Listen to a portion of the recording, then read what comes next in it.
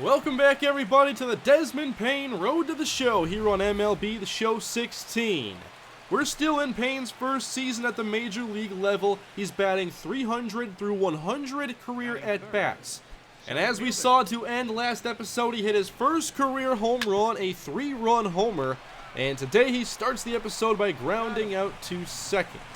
But things have been going pretty well for Desmond Payne. He's getting many starting opportunities. He's playing better than starting center fielder Leonys Martin, and is doing better than fellow rookie Dennis Pruitt. Here's an 0-2 count in the 8th inning. It's a 3-0 Oakland lead. Can Payne help this offense get going? Well, he's battling back from an 0-2 count to make it 2-2, and then is behind that pitch, a little up and out of the zone. But something came over this offense once Payne got out. Texas tied it up, but now bottom 9, bases loaded, 2 down. There is a hit to second, and they retire the side, and we're headed to extras. We saw plenty of this last episode, and here is Payne in the 10th inning. He did a really good job in the extra frames last time around, and here he is again with a leadoff single going the other way with it. And here is Ivan Cantrell, later 2 on and 2 out. He strikes out on only 3 pitches. And despite giving up their lead, the A's rebounded win this one in 10 innings by a score of 5-4. We'll jump ahead later in the series here against the Athletics. Payne again starting. His first trip here in the second, he drives a hit to right, and the sliding right fielder can't make the grab. We've seen a situation like that where Payne didn't get the hit. That time he did. Next batter. Here's a 2-2 pitch driven deep to right. Payne flying around second as the right fielder comes up empty on the dive. Little bit risky there, but it looked out of reach. And Payne goes first to home on the RBI double. We'll go ahead now to the 6th inning. It's a 3-2 Oakland lead. 2 outs here for Desmond Payne as he takes one off the thigh. So it's his first hit by pitch of the season. And then the next batter grounds in the infield, and they get Payne out at second. So nothing doing here. As we now go to the outfield, Payne playing some right field today. Bottom 7 here. He has to work to his left and deep. And there's plenty of carry, so Payne gets underneath it, and there is the out. And now to the 9th inning. It's crunch time. Can Payne reach base here against Sean Doolittle? 0-2 count. And Doolittle freezes him for strike 3. Just on the bottom of the zone there. And Texas ends up dropping that game. And then Payne goes back to the bench for some pinch hitting opportunities later against the St. Louis Cardinals here up by 1. It's a 2-1 count, and it's now 3-1. 1 down here in the 9th inning. And that pitch is too low, so Payne walks to first base. And now it's time to get in the scoring position. Payne takes off for second. He had a very good jump and is there very easily. So now, can they drive him in? 1 down, 2 on, and there's a hit deep to left. Payne ready to tag just in case. It's over the left fielder's head. But Payne has enough speed. He reaches third, going to home, and he's there in time. That one I wasn't sure about. You never know if these are going to be caught or not. So Payne plays it safe there, it all pays off, and the Rangers take this game 6-3. Let's go to some ratings. Now I showed you guys last time how many of these were actually dropping, and I still have to get speed back on track, but pretty much everything is at a stable level now. Texas is 7 games below 500, trying to rattle off a win streak here and gain some ground. They're in last place. There's a hit down the line. The third baseman attempts to throw. I'm not even sure why he tried. Payne there very easily with an infield single. 2 on and 2 out as Chu grounds to second, and he is retired, so the threat is over here. Going all the way to the 7th inning, Texas up 3-1. Payne bluffs a bunt and then fouls off the sinker. This is a 2-out, 2-strike count.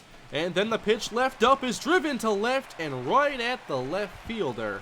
Payne didn't get a whole lot going in this game, but the Rangers still win. 11 hits, 6 runs, as Ramon Ramos gets his 7th win of the season. And here is Payne pinch hitting once again.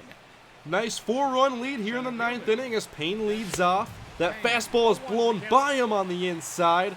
And then the 0-1 hits him right in the foot. Payne hit for the 2nd time in today's episode. And now after being hit, of course you want to get to second. Payne swipes the base, his second steal of this episode, as he looks to increase this Ranger lead. Runners at the corners, here with nobody down, and that single gets through the infield, and Payne scores another run. But that wasn't it. Texas batted around here in the 9th inning, as that pitch was also inside. Payne wondering what is going on. The Rangers have 3 homers on the day. Payne looking for one here. He drives it deep to center. But it's not deep enough, and Payne ends the fun here in the 9th inning as the Rangers score another victory. They are now 34-42, so Payne has missed some games, and they're now 8 games below 500, so actually losing progress here. And a game against the Yankees now. A good hit by Payne, but picked up by the first baseman, and he is retired. Sometimes the solid contact just goes right at various fielders, but then Payne gets a single up through the middle on worse contact. And here he is again looking to get in scoring position. Taking off for second. This hit goes deep to left, sailing toward the foul line, and it's caught just in the field of play. And that is it for the inning. Always cool, by the way, to see the detail in these stadiums between innings. But now we go to the 9th. The sun has set on Yankee Stadium, and the Yankees are leading 3-1 in the 9th inning. Things slow down a bit here as Payne fouls off the fastball. It's a 2-2 count. And Payne looks at a fastball just below the zone. It's now full 3-2. That fastball is blown by him, and Payne strikes out. But again, the Rangers were able to rally late and force extras. Here in the 11th, Payne fouls off a fastball right down the middle. Now a 1-2 count, and Payne is hit again. It's the 3rd time of the episode.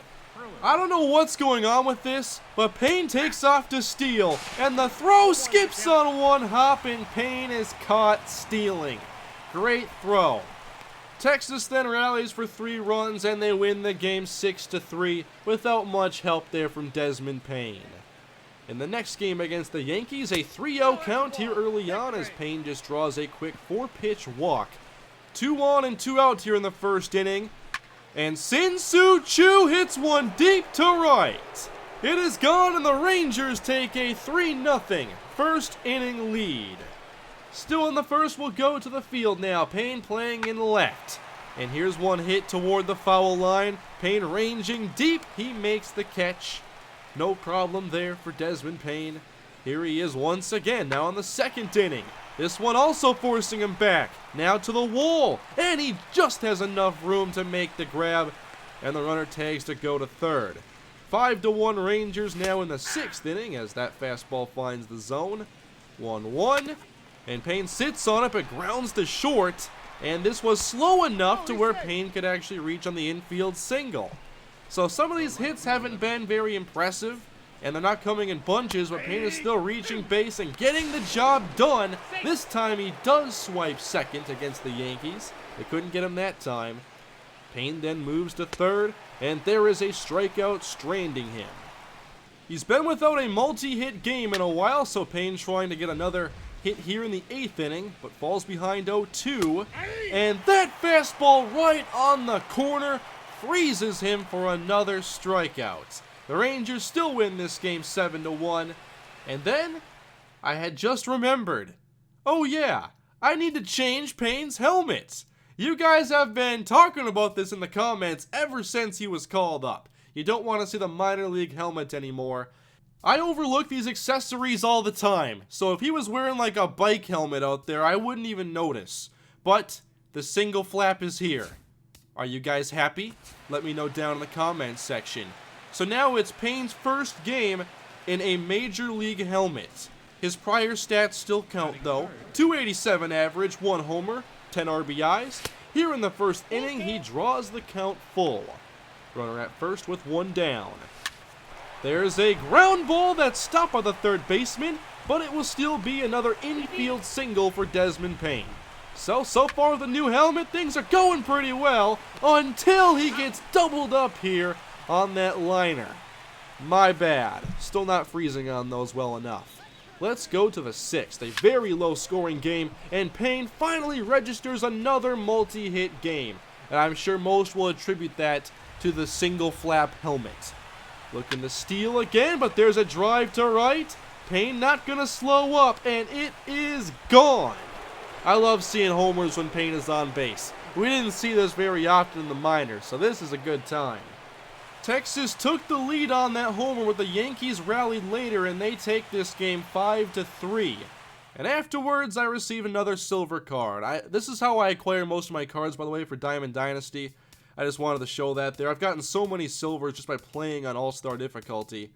But here we are, upgrading some power and plate vision. I think I forgot about speed at this time. My bad. Now Payne is pinch running there with his single flap helmet, and a base hit to right will bring him around third as he looks to score. Payne reaches safely, and that makes it a one-run game, but the Yankees would tack on more later. And Payne remains in, now playing first base. When Payne comes in off the bench, you have no idea where he's going to end up. And this is quite the easy job.